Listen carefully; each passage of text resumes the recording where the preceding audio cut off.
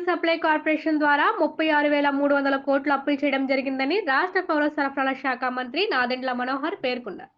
జిల్లా పర్యటనలో భాగంగా కాకినాడ విచ్చేసిన మంత్రి నాదెండ్ల కలెక్టరేట్ వివేకానంద సమావేశపు హాల్లో సివిల్ సప్లై, వ్యవసాయ, మార్కెటింగ్ తదితర శాఖల అధికారులతో సమీక్ష సమావేశం నిర్వహించారు. ఈ సందర్భంగా మంత్రి నాదెండ్ల మనోహర్ మాట్లాడుతూ గత ప్రభుత్వ హయాంలో కాకినాడలో వ్యవస్థీకృత రేషన్ మాఫియా జరిగిందన్నారు. 1,600 కోట్లు రైతులకు అప్పులు ఉంచి గత వైసీపీ ప్రభుత్వం వెళ్లడం జరిగిందని, కాకినాడ సిటీ మాజీ ఎమ్మెల్యే ద్వారపుడి కుటుంబానికి లబ్ధి చేకూరేలా వ్యవస్థలు నడిచాయని, ఒక కుటుంబం కోట్లాది రూపాయలు సంపాదించుకోవడం జరిగిందన్నారు. చిత్తూరు నుంచి కాకినాడ వరకు గ్రీన్ ఛానల్ ద్వారా రేషన్ మాఫియా జరిగిందని ఆయన ఆరోపించారు. రాష్ట్రంలో 251 మండలాల లెవెల్ స్టాక్ పాయింట్లు వెరిఫై చేసి 19 కేసులు నమోదు చేశామని ఆయన తెలిపారు. ప్రజలు తమపై పెట్టుకున్న నమ్మకాన్ని నిలబెట్టుకుంటామని మంత్రి తెలిపారు. ధాన్యము కొనుగోలులో రైతులకి అన్యాయం జరగకుండా చూస్తామని ఆయన స్పష్టం చేశారు. జిల్లాల్లో గత వైసీపీ ప్రభుత్వ అవినీతి వలన కౌలు రైతులు తగ్గిపోయారని, గతంలో 79% మంది కౌలు రైతులు ఉంటే ఇప్పుడు 15%గా ఉన్నారన్నారు. ఈ సమావేశంలో పౌర సరఫరాల శాఖ ఎండీ వీరప్ప ఎండన్, జిల్లా కలెక్టర్ షాన్ మోహన్ సగిలి, జేసీ రామ్ సుందర్ రెడ్డి, కాకినాడ ఎంపీ ఉదయ్ శ్రీనివాస్, ఎమ్మెల్యేలు వనమాడి కొండబాబు, పంతం నానాజీ, వివిధ శాఖల జిల్లా అధికారులు తదితరులు పాల్గొన్నారు. అంశాల్లో కలెక్టర్ గారితో కొన్ని పాయింట్స్ మనం దృష్టికి తీసుకొచ్చాం. ఇక్కడ స్థానికంగా ఉన్న సిబ్బంది కొంచెం కోఆర్డినేషన్ విధానం లోపించిందనేది స్పష్టంగా మాకు అర్థమైంది. వాళ్ళకి ఇంకా అవగాహన పెంచే విధంగా, వాళ్ళ బాధ్యత పెంచే విధంగా, ఎందుకంటే ఈ శాఖ ద్వారా మేము మిడ్ డే మీల్ స్కీమ్స్కి అందించే పౌష్టికాహారం కూడా మేమే అందిస్తాం.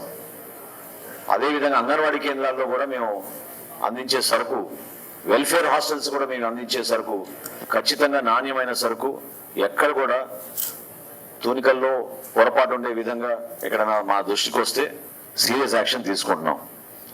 రాష్ట్ర వ్యాప్తంగా 251 మండల్ లెవెల్ స్టాక్ పాయింట్ల పైన దాడులు చేపించి వెరిఫై చేపించాం. స్టాక్ ఒక వారం రోజులు రాష్ట్ర వ్యాప్తంగా 251 మండల్ లెవెల్ స్టాక్ పాయింట్లో 189 చోట్ల మాకు వేరియన్స్ కనపడింది.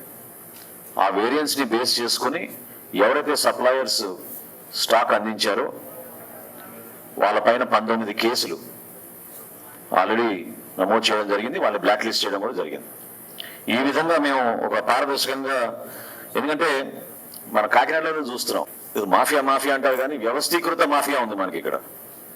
చిత్తూరు నుంచి కాకినాడ వరకు గ్రీన్ ఛానల్ నడిపించారు వాళ్ళు ఇన్ని రోజుల నుంచి.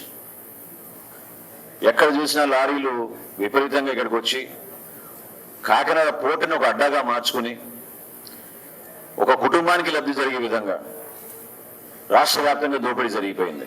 ఎంత దుర్మార్గంగా వివరించారంటే పేదవాడి పొట్టగొట్టి ఈ ఆహార మాఫియా సృష్టించి ప్రతి మండలంలో కూడా వీళ్ళు ధాన్యం సేకరించుకుని ప్రభుత్వం 39 రూపాయలు పర్ కిలో బియ్యం అందిస్తుంటే 7 రూపాయలకి, 8 రూపాయలకి, 10 రూపాయలకి వీళ్ళు కిలో కొనేసి ఎక్స్పోర్ట్ చేసుకుని వేల కోట్ల రూపాయలు సంపాదించారు. ఉదయం నుంచి క్షేత్రస్థాయిలో అనేక ప్రాంతాల్లో సిబ్బంది ఏర్పాటు చేసి, టీమ్స్ ఏర్పాటు చేసి 10 చోట్ల దాడులు జరుగుతున్నాయి. ఇది కొనసాగుతాయి. ఆ మార్పు తీసుకొచ్చే వరకు ఖచ్చితంగా క్షేత్రస్థాయిలో ప్రతి ఒక్కరూ ప్రభుత్వ విధానానికి అనుగుణంగా పారదర్శకంగా నిజాయితీగా పనిచేస్తేనే వీళ్ళు వ్యవస్థలో ఉంటారు. అది ఎవరైనా ఉండొచ్చు. అధికార యంత్రాంగం కూడా వీళ్ళకి సహకరించింది గతంలో, ఇప్పుడు జరగదు. కేవలం ఒక ద్వారంపూడి కుటుంబానికి మేలు జరిగే విధంగా వ్యవస్థను మొత్తం మారిస్తే మాత్రం ప్రభుత్వం దానికోసం కాదు. అంతిమంగా రైతుకు లబ్ధి కలగాలి, వినియోగదారుడికి నిజాయితీగా మేము చేసే సరఫరా భరోసా కల్పించాలి. దీంట్లో ఎక్కడ కూడా కాంప్రమైజ్ ఉండదు. 100% మేము తీసుకోవాల్సిన చర్యలు తీసుకుంటాం. వీళ్ళపైన క్రిమినల్ కేసెస్ రిజిస్టర్ చేస్తాం. ఎవరు ఇటువంటి అవకతవకలు పొరపాట్లు చేసినా ఎక్కడ కూడా సహించాం. రైతులకి మేము అందించాల్సిన ధాన్యం కొనుగోలు డబ్బుల విషయంలో నేను ఈరోజు ఒక సమాచారం మాత్రం మీ దృష్టికి తీసుకొస్తాను. సివిల్ సప్లైస్ కార్పొరేషన్ ద్వారా గత ప్రభుత్వం 36,300 కోట్ల రూపాయలు అప్పులు చేశారు. అసలు ఊహించలేము మనం. అన్ని కార్పొరేషన్లో కూడా నంబర్ 1 స్థానాన్ని తీసుకెళ్లారు మేము మమ్మల్ని అప్పుల్లో. 36,300 కోట్ల రూపాయలు అప్పులు చేసి రైతులకు మాత్రం 1,600 కోట్ల రూపాయలు బకాయిలు వదిలేసి వెళ్ళిపోయారు.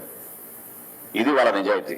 కానీ మా ప్రభుత్వం వచ్చిన తర్వాత ముఖ్యమంత్రి గారి దృష్టికి ఉప ముఖ్యమంత్రి గారి దృష్టికి తీసుకెళ్లిన తర్వాత ఇమ్మీడియట్ గా ముందు మనం రైతులను ఆదుకోవాలి, ఏ విధంగా మనం నిధులు సమీకరించవచ్చో ఒకసారి దానిపైన అవగాహన తెచ్చుకుని త్వరలోనే వాళ్ళకి ధాన్యం మేము చేసిన కొనుగోలు ఖచ్చితంగా వాళ్ళకి నిధులు వచ్చేటట్టు బహుశా 1-2 రోజుల్లోనే మేము ఒక నిర్ణయం తీసుకుంటాం. ఆ విషయాలు కూడా రేపటి రోజు నేను వెల్లడిస్తాను. దయచేసి ఎన్ఫోర్స్మెంట్ విషయంలో కానివ్వండి, నేను ఈరోజు ఉదయం మా ప్రజాప్రతినిధులు కూడా కోరాను, వాళ్ళ సహకారం ఎంతో అవసరం. రాజకీయ ఒత్తిళ్లు ఉండకూడదు, నిజాయితీగా పనిచేద్దాం. ఈ వ్యవస్థలో మార్పు కోసం ప్రజలు మన ఈ విధంగా ఆశీర్వదించారు ఒక నమ్మకంతో. ఆ నమ్మకాన్ని మనం నిలబెట్టుకుందాం.